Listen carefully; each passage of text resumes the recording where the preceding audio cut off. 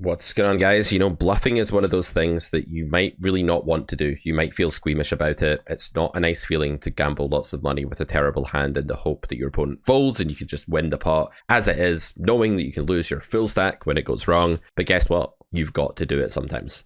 There are situations in poker where your fold equity is really, really good. And I know for a fact that loads of you watching this are struggling and that you're stuck at games like 25 NL and 50 NL and 100 NL. And the reason you're stuck at these games is that you're not aggressive enough. You're not finding enough of these plays. We go ahead and 3-bet the ace-7 of clubs here, button versus cutoff, and we decide to use a half pot sizing on this flop.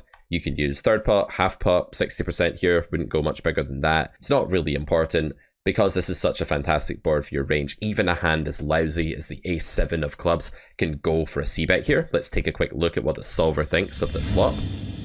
So a very big range advantage board for us. If we look at our EV pot share here in position on the flop, it's 66.7% of the pot. Villain only being entitled to 33%. So hugely amazing spot for our range. When that's the case, you can go ahead and bet with impunity here. In the real world, I would just always bet with this overcard with the ace-7 of clubs. I don't think you need to have a certain amount of equity going on here, and I think the villain is just going to be overly passive here. Just look how much raising is actually expected on a board like this in a 3-bet pot. This is a ton of raising. 26.6% of the time, Pile Solver is going to raise you when you bet here. And the idea there is that they have a lot of trips combos. They have a kind of polar-ish range that can raise quite often for value. And so they want to bluff a ton as well. But in the real world, I think it's clear that at 100 Russian cash on GG, where I'm playing this volume challenge, where I'm going to aim to prove that you can annihilate the hell out of a game like this, and I'll be posting hopefully some very juicy win rate results next year. You know, this is just going to be a great c-bet. You want to do it every single time, in my opinion. Okay, so we do go ahead and bet the flop for about half pot. Villain doesn't think for too long before making the call here. A few seconds, king of diamonds on the turn. So this is the sort of card that's good for our range. Would probably be better if it wasn't a diamond, but this king is still going to give us quite a lot of good hands that can thin value bet here. Meanwhile, it's going to polarize the opponent's range a bit, right? So it makes a lot of villains' hands really, really terrible now. So if they had something like pocket 10s, no diamond, or pocket 8s, this king is obviously awful for that hand.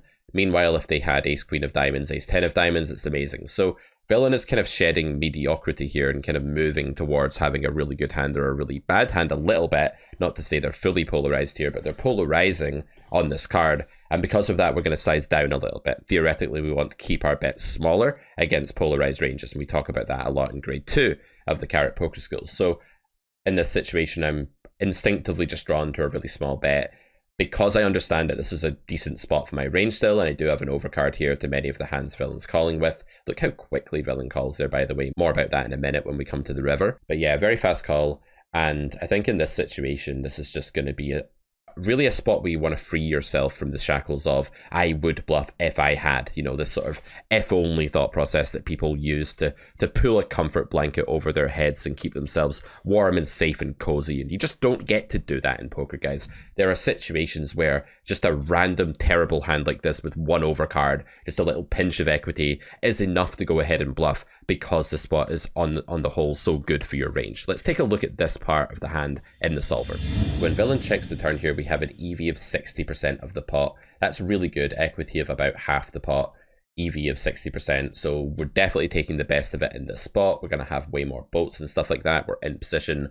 So we can bet with impunity. We don't have to be too terrified here. We don't have to go into our shell and wait until we have the ace of diamonds to bluff. Sure, you can bluff with the ace of diamonds, but ace-7 of clubs, our hand, doing a lot of betting here. I think in the real world, I'm just a huge fan of just always betting small with this hand. And I think that, again, the raising is going to be a bit hard to find here for the opponent. I don't expect to get raised 21% of the time here. And if I do get raised, I expect it to be a really strong range. And so I have absolutely no qualms about bet folding the ace-7 of clubs here and chalking it up to running into the top of Villain's range for the most part when I face a raise here. If you play lower stakes, you know, you're playing like 10 NL, 25 NL, but basically don't play 10 NL. It's an absolute horrible rake trap if you can avoid it. But if you're playing like 25, 50, whatever, you're playing 100 on a soft pool, you're playing 200 on a softer site, or you're playing live, you're just going to see people being overly passive here and having far too strong of a raising range. And when that's the case, you just want to bluff with impunity. You really do. So huge fan in real life of the turn bet here. Although it's optional and it's fine for us to do this in game theory, I think it's even better in the real exploitative world. Okay, back to the hand. All right, so let's watch this turn timing one more time. very quick, like less than 2 seconds, like 1.3 seconds, something like that. Whenever that's the case, guys, especially in such a climate-changing card, such as the King of Diamonds, it just creates this monsoon of possibilities on the board. People are just going to be capped. Like, let's face it, you know, you guys can hit me with all of the kind of, oh, you can't make assumptions about opponents. Sure, you have a point. Like, I can never know for certain that someone isn't quickly slow playing a flush here. But what we have to understand about using reads is that we don't need the read to be concrete or black and white or, you know, binary. It's either true or it's false. A read is something that adjusts the probabilities that an opponent has a certain part of their range compared to the probability that they have another part of their range. And when they call the turn that quickly, you're going to be seeing basically one pair plus draw, stuff like this all day long. They're not really thinking about raising.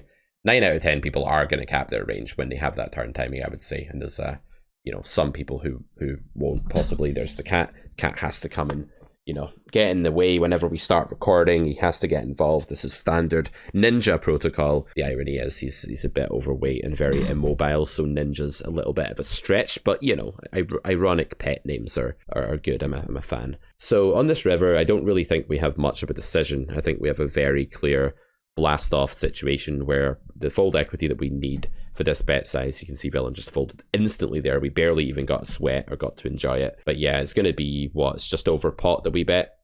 So if we bet 1.5x pot here, we're going to need 60% folds. If we bet pot, we're going to need 50% folds to make bluffing better than checking. And so with this sizing, I'm going to guess it's just a bit less than 1.5. So we probably need something like 58.6% folds. The GTO nerds can let me know in the comments whether that's the exact percentage of folds we need, but it's somewhere around there, not accounting for rake. So yeah, I think this is a really mandatory bluff. The 4 flush is just theoretically a very good spot for our range because we have combos like ace king off, aces, that sort of thing, ace 10 offsuit, hands that villain isn't really going to have at any frequency because they are the pre-flop caller and they would be 4-betting or folding with many of those combos, you know, folding ace 10 off but 4-betting ace king or aces in late position like this. So 4 flush is in general very good for us, but I think there's something much deeper and something more human and more important going on here, which is just that the true fold equity that we get in real life is amazing compared to what it needs to be. So I get the tail in the face here, pretty standard thing. You guys can only really see the tail because of the way the webcam's set up. There is a full cat here though. And yeah, I think this is just a fantastic play, both theoretically and practically speaking as well. The irony is that in theory, this play is going to be like break even, right? Because when you bluff the river, in most spots, your opponent tries to pet a defense frequency that makes bluffing an indifferent proposition for you. You've got to make sure that you meet your minimum defense frequency.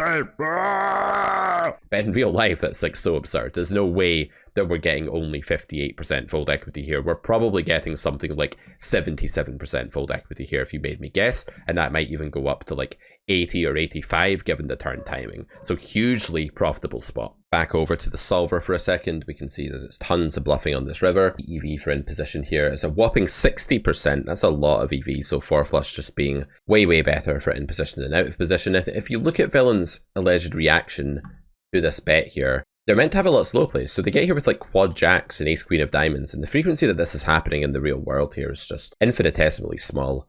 So fantastic spot. I think the hands like trips or something like that are just going to be the most common thing villain has here. Probably like top pair plus gutter, king queen offsuit's even going to be in there. It's just going to be like loads of natural call folds, 8, 7, 6s, that sort of thing.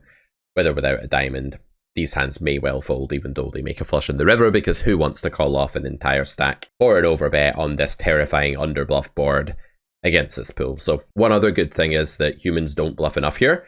So when you're a human in this pool and you face this all in, you're not going to feel good about life, because although the stronger players are probably over bluffing against you here, a lot of the weaker regs will just never be bluffing here or bluffing way too infrequently. So yeah, fantastic spot to bluff off in. And you know, the main thing I want to really make clear in this video is that in order to bluff effectively, sometimes you really have to be super objective and you have to let your resistance against bluffing subside. You're going to feel reluctance in spots. You're going to feel uncomfortable. Humans are naturally quite risk-averse creatures because, evolutionarily speaking, we've been that way to help us survive. So yeah, we're not that keen on just funneling tons of resources into the middle with a terrible hand. There's something that goes against our subconscious nature and our psyche in that proposition that we should just bluff off a stack. But you really have to rationalize it. What's villain's range? How often are they folding? And don't get sucked into the GTO labyrinth here, guys. Don't be like, what combo should I bluff the river with? Just ask yourself, how's the fold equity if I go all in? And if it's amazing, do it.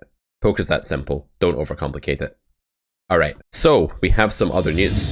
If you like this kind of content, then you are in luck, because at carrotcorner.com we are running the Black Friday sale.